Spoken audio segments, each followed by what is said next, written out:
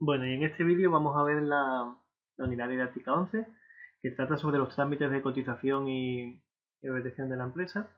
Es un tema análogo al tema 10, que en el tema 10 veíamos los trámites precisamente de cotización y retención del trabajador, en este caso vemos los de la empresa. Lo primero que vamos a ver es la cotización de la seguridad social a cargo de la empresa.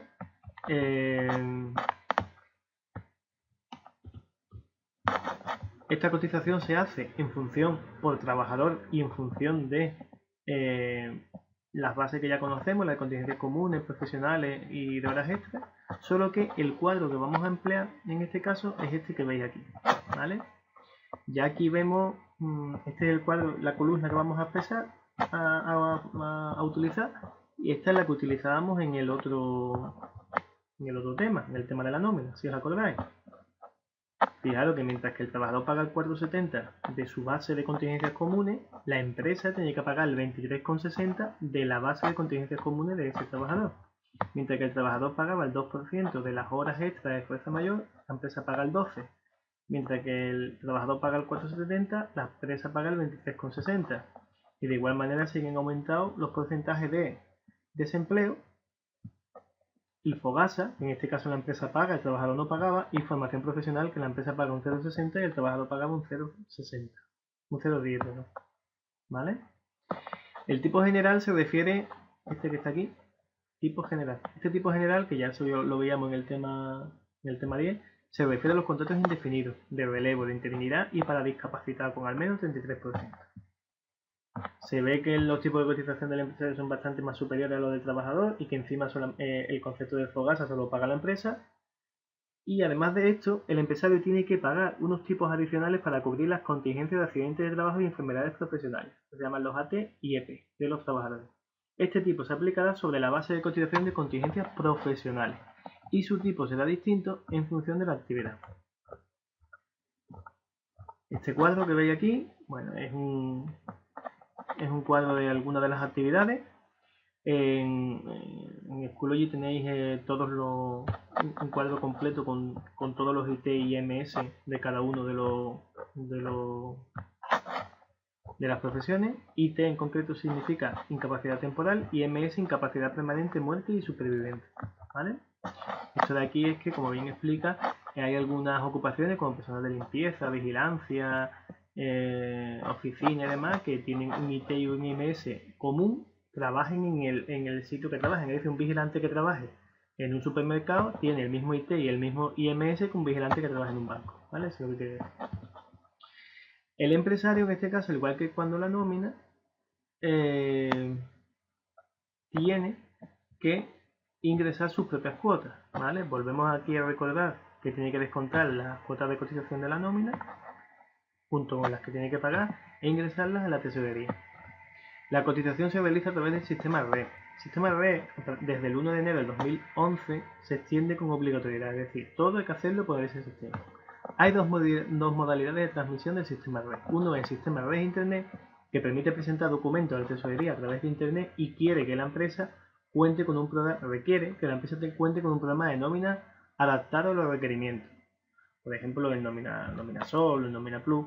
Y después está el Red Directo, que permite a las empresas de hasta 15 trabajadores poder conectarse a la seguridad social de forma online, es decir, con una aplicación web directamente, con tu nombre de usuario y contraseña, accedes a la página web de la seguridad social y no tienes por qué tener un programa de nóminas instalado en tu ordenador. Ya digo, esto es para empresas muy pequeñas de hasta 15 trabajadores.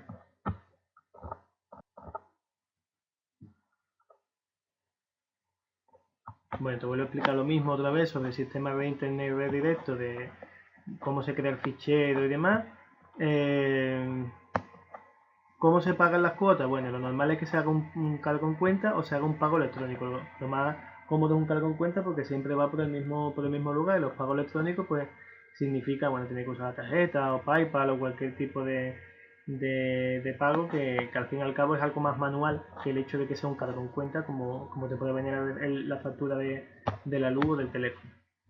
¿Cuáles son los documentos de retención? Bueno, los principales documentos que el empresario debe hacer frente en las subobligaciones son la declaración liquidación de retención y ingreso a cuenta, el modelo 111, y la declaración informativa anual, el modelo 190. Bien, a través del modelo 111 se ingresa, o mejor dicho, se pagan las retenciones de ingreso a cuenta de los trabajadores del IRPF y se hace cada 3 meses, excepto para grandes empresas, que se hace de forma mensual. ¿Cuáles son los plazos? Pues el primer trimestre acaba el 30 de marzo, del 1 al 20 de abril. Segundo trimestre que acaba el 30 de junio, del 1 al 20 de julio. Tercer trimestre que acaba el 30 de septiembre, del 1 al 20 de octubre. ¿Vale? Y el cuarto trimestre que acaba el 31 de diciembre, del 1 al 20 de enero. Pero del 1 al 20 de enero también hay que hacer un resumen anual en otro modelo, que es el modelo 190, donde tienen que constar todos los datos personales. En este 111 es muy sencillo, lo único que se dice es, tengo tantos trabajadores, han cobrado tanto dinero y le retengo tanto dinero. Y ahí te lo ingreso. Pero en el 190 hay que decir todo eso que se ha ingresado durante el año, ya digo, este es un resumen anual que se hace en enero, todo lo que se ha ingresado durante el año hay que decir a nombre de quién se hizo, ¿vale? Como siempre, los modelos se tienen que conservar al menos 4 años. Y la declaración de liquidación de retención en ingreso a cuenta, modelo 111, consta del total de las percepciones, así como el total de las retenciones, sin estar desglosado por el trabajador. Esto es el dato más importante. Y ya en el modelo 190, como decimos, sí que está desglosado por el trabajador. Si yo, por ejemplo, en total ingresé 50.000 euros por retenciones o por ingreso a cuenta, en el modelo 190 tengo que decir esos 50.000 euros si 20.000 fueron de Pepito, 10.000 de fulanito y 5.000 de Menganito, ¿vale? Bien, pues hasta aquí el tema, que es muy cortito, como sabéis, y ahora a continuación vamos a explicar sobre un ejemplo, igual que hacíamos en el tema 10, cómo se realiza, ejemplo que tenéis también en el Schoology, cómo se realiza un ejercicio de pago de ingresos, los ingresos a cuenta que tiene que realizar la empresa, el coste de la seguridad social de los trabajadores. Bueno, pues tenemos aquí los ejercicios que vamos a trabajar. Pues aquí en una ventana tendremos el enunciado y en la otra vamos a tener el enunciado ya resuelto. Bien, si lo leemos, vemos cómo tenemos que calcular la cotización de 2 empleados. Vamos a hacerlo siempre para 2 empleados, porque para uno sale un problema muy pequeño y para más de 2 pues sale demasiado grande. En realidad en la empresa pues tendremos que hacerlo por todos los empleados que tuviéramos, claro. Vemos cómo hasta aquí vemos algo que nos ha conocido, ¿no? Porque ya lo vimos en el tema 10, el salario base, el plus de antigüedad, de productividad de cada empleado. Al final nos dice que tienen 2 pagas extras, que se perciben en julio y septiembre. Aquí nos dicen algo nuevo, que acabamos de ver en este tema 11, que es que el sector y el sector, en este caso la publicidad, nos lo dicen para que tengamos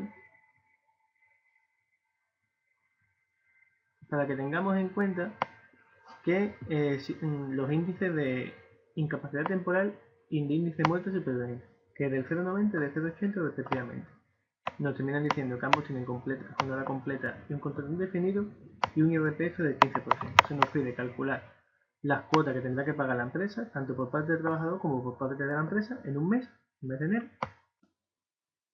Y también tenemos que calcular los números que tendríamos que poner para confeccionar el modelo 111 del primer trimestre, anteponiendo el primer trimestre de 2015 y suponiendo que ambos trabajadores van a cobrar lo mismo durante los 3 meses. Bien, con base a eso, volvemos otra vez arriba, ¿cómo desarrollaríamos este ejercicio? Bien, pues en primer lugar vamos a calcular las cotizaciones de María, ¿vale? Lo primero calculamos su base de cotización de contingencias comunes, remuneración mensual más prorrata de pagas extras, remuneración mensual, acordaros que era todos los devengo excepto las pagas extras, en este caso no hay pagas extras, luego serían 1.300 y la prorrata de pagas extras sería salario base más antigüedad por el número de pagas que nos han dicho que es 2 partido de 12. Todo esto nos da 191,67. La suma de los dos es la base de cotización de contingencias comunes. La base de cotización de contingencias profesionales también hay que calcularla. Sería esta base de aquí más las horas extras. Como no tiene, pues coinciden. Esto ya lo veíamos en el tema 10. Una vez que hemos obtenido las bases de cotización, vamos a calcular las cuotas correspondientes a la trabajadora y a la empresa a cargo de dicha trabajadora. ¿Qué tendría que pagar la trabajadora? Estos serían los números que hemos visto que van en la parte de la nómina, ¿vale? En la parte central. Pues por contingencias comunes, 4,70, 1,55 por un contrato indefinido y 0,1. Todo esto hace un total de 94,72. Esto sería lo que habría que descontar a María de su nómina. ¿Cuánto tendría que pagar la empresa? Pues fíjate, esta sería la parte nueva. Para la empresa hacemos exactamente lo mismo, cogemos la base de cotización de contingencias comunes, pero en este caso en vez de multiplicarlo por 4,70 le hallamos el 23,60. Lo mismo con el desempleo, pero con la base profesional, como ya veíamos, desempleo, formación profesional, pero en vez de 1,55, 0,1, 5,50, 0,6. En este caso también es un índice que se aplica solo a contratos indefinidos. Hemos visto antes al principio de la explicación del tema, la tablita, donde están los tipos de contratos en cuanto a desempleo. Bien, aparece el FOGASA, que no estaba en la cotización de los trabajadores. Bueno, pues también se usa la base de contingencias profesionales, 0,2. Y aparece el IT y el IMS, que nos lo han dado también en el enunciado, al que también se calcula mediante la base de contingencias profesionales. Bien, pues toda esta suma es lo que la empresa tiene que pagar por María, que es 471,36. Hacemos lo mismo en el caso de Alberto. Venga. Alberto, en este caso, igual, remuneración mensual más prorrata de pagas extra para calcular la base de contingencias comunes. En este caso, Alberto sí tiene horas extra, tiene horas extraordinarias de fuerza mayor. Luego, para calcular su remuneración mensual, lo sumamos todo, excepto esas horas extra, que nos da 2.700. La prorrata de pagas extra será el salario base más la antigüedad, por 2 y entre 2. Nos da esto. Luego, la base de cotización de contingencias comunes es la suma de estas dos cantidades. La de contingencias profesionales, pues esta más las horas extras. Como hemos dicho que tiene 30 euros en horas extras, pues será 3.125 más 30, 3.155. Igual que antes con María, vamos a calcular la cotización de este trabajador. Por contingencias comunes, base de contingencias comunes por el 4,7%. Contingencias profesionales por el 1,55, tiene contrato indefinido. Acordaos que en este caso la base de contingencias profesionales no está coincidiendo con la base de contingencias comunes porque el trabajador tiene horas extraordinarias. Luego esta cantidad y esta cantidad y esta cantidad no son la misma. Esta cantidad es esta y esta cantidad es esta. 30 euros de diferencia.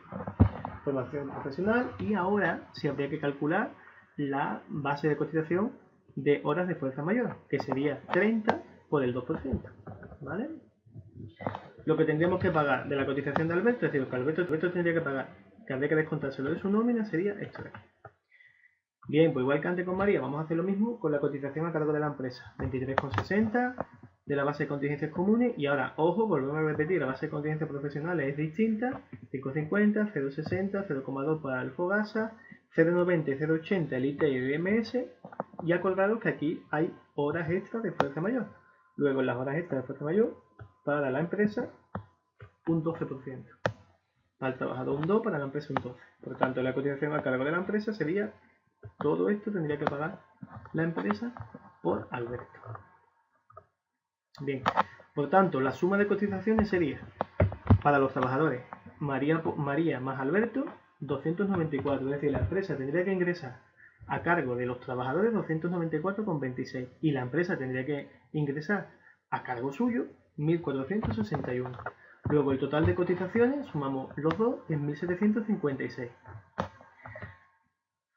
Bien, para calcular el apartado B, en el cual hay que suponer que las cuantías de los 3 primeros meses para poder hacer los números del modelo 111, lo primero que tenemos que hacer es calcular el total de vengado por María en los 3 últimos meses del año anterior. Hemos supuesto que van a cobrar lo mismo. Bien, pues el total de vengado un mes, ¿cuánto sería? 1.300, que es todos los de vengo, ¿vale?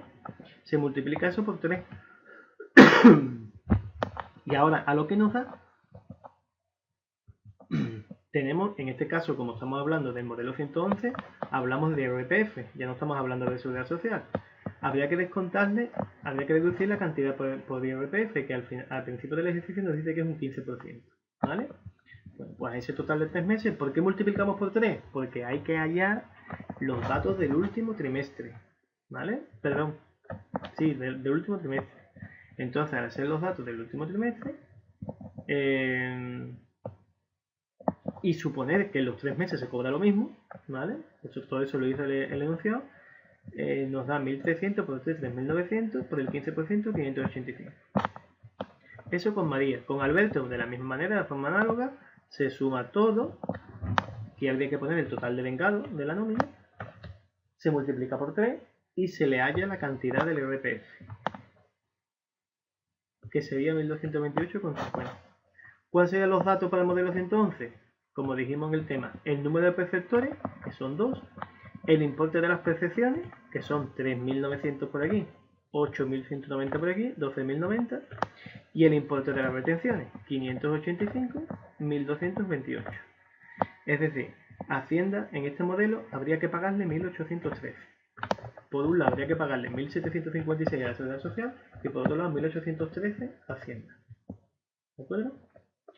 Este pago sería mensual porque es de las nóminas, esto hay que hacerlo mensual, esto es la cotización mensual del trabajador por parte suya, por parte de la empresa, y esto es trimestral, el modelo 111 que hay que liquidar.